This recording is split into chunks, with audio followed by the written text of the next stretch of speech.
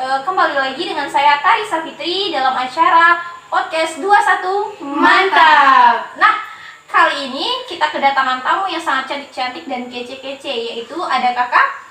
Hai semuanya, saya Rifka Sylvia. Halo semuanya, saya Seli Mursalina. Nah, kali ini kita akan membahas tentang apa? Mungkin kakak-kakaknya ada yang tahu?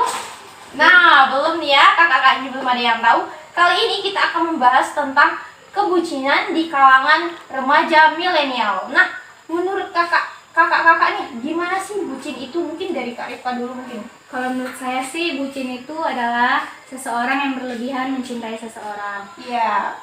Kalau menurut Kak Seli gimana? Kalau menurut saya sih bucin itu lebih seperti di budak cinta ya. Jadi apa yang dilakukan itu terlalu berlebihan. Oke. Kalau menurut saya sih. Nah, kan nih tentang membahas tentang kebucinan. Mungkin kakak-kakak di sini kan mungkin pernah merasakan bucin, mungkin ada pernah pacaran mungkin kan? Nah, Iya. kalau Kak Rifka sendiri nih, gimana sih kalau misalnya kalau lagi ngebucin sama doinya itu gimana? Biasanya sih kalau mau ngerjain tugas harus teleponan dulu sama ayangnya biar semangat. Iya, harus disemangati ayang dulu ya. Ya, ayo ayang semangat bikin tugasnya. Ya kalau Kak Seli gimana nih? Kalau saya biasanya kalau bangun tidur nih pagi diucapin selamat pagi gitu biar lebih semangat gitu. Bucin kali ya, kayak bucin banget ya. Harus diingetin ayang dulu bangun pagi. Nah, biasanya sih kalau misalnya kan pasti kan dampak bucin itu kan berdampak bagi kita kan. Iya betul. Nah, misalnya kan kalau misalnya sekolah, misalnya kan kalau kita pacaran nih sama teman sekolah atau teman satu kelas, pasti kayak perasaannya tuh pengen berangkat sekolah itu lebih cepat kan, kayak ada penyemangat gitu kalau pergi sekolah. Nah, kalau menurut Kak Seli dan Kak Rifka nih, gimana sih dampak baik dan buruknya? Kalau dampak baiknya sih kita kalau misalnya ke kampus jadi lebih semangat tuh karena kan doinya ada di kampus Oh juga. iya betul banget. Kalau negatifnya tuh kayak jadi berlebihan lah.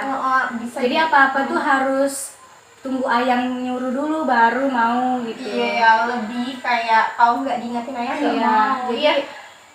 ya gitulah. Kalau Kak Seli sendiri gimana? Kalau misalnya dampak buruk dan dampak bagusnya dari kebucinan itu? Ya, kalau menurut saya dampak baiknya sama seperti Rifka tadi. Kalau pacarnya ini di satu kampus atau satu tempat sekolah itu bisa bikin kita semangat datang ke sekolah. Terus juga bisa memotivasi untuk belajar gitu. Oh iya, kan. betul banget. Iya, karena bisa memberikan kasih sayang gitu. Kalau menurut saya juga pendapat dampak buruknya, biasanya kan orang bucin itu terlalu lebih mengikuti perasaan ya. Jadi kalau misalnya berantem itu bisa mempengaruhi Iya, betul banget. belajar, terus bisa mempengaruhi keseharian gitu. Jadi lebih seperti itu sih. Nah, kan kita juga sering melihat di berita nih tentang dampak yang sangat buruk dari kebucinan ini. Biasanya lebih berdampak buruk daripada lebih banyak sisi negatif daripada sisi positif dari kebucinan ini. Banyak berita-berita tentang remaja yang gantung diri karena putus cinta, karena terlalu bucin akan cinta. Nah, kalau menurut kakak-kakak sendiri itu gimana? Kalau menurut saya mungkin itu karena faktor nih perempuan itu lebih menuruti perasaan, lebih menuruti hati daripada ketimbang mendahulukan logikanya, sehingga emosi itu mengambil pola pikirnya dan melakukan hal-hal negatif. Ya, Menurut saya seperti itu. kebanyakan lebih perempuan yang lebih bucin daripada laki-laki. Iya, kalau melihat dari kasus. Kalau menurut kakak nih, gimana sih cara kita mengatasi kebucinan yang terlalu berlebihan?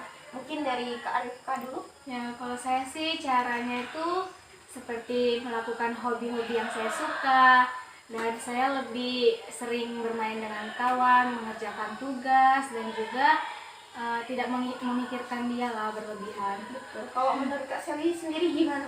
Nah, kalau tips dari saya nih untuk mengurangi kebucinan, yang pertama, kita tuh lebih harus memahami diri kita, perasaan kita terlebih dahulu. Ini dalam artian kita kan baru berpacaran nih, belum tentu dia tuh akan menjadi pasangan hidup. Jadi kalau bisa tuh kita lebih mengontrol diri kita agar tidak terlalu bucin lah kepada pasangan. Lalu kita bisa juga tidak terlalu menuruti semua kemauan dia. Wajar jika kita menyukai seseorang itu kan kita sering menuruti kemauan dia, Iya, tapi itu betul. kalau bisa jangan berlebihan. Dan yang terakhir mungkin menyibukkan diri dengan kegiatan positif agar pikiran kita bisa teralihkan dan tidak terlalu memikirkan soal cinta-cintaan lah. Iya, betul banget nih. Bagus nih tips-tips dari kakak-kakak semuanya. Mungkin untuk teman-teman mungkin yang lagi sedang bucin-bucinnya, boleh bucin tapi jangan berlebihan, karena cinta itu kita boleh mencintai seseorang, tetapi kita tidak boleh tidak boleh bodoh akan cinta itu. Iya, betul sekali. Kita harus bisa mengontrol diri sebaik mungkin. Boleh mencintai tapi sewajarnya. Nah, mungkin hanya itu saja bincang-bincang kita pada siang hari ini. Jangan lupa saksikan podcast 21 Mantap.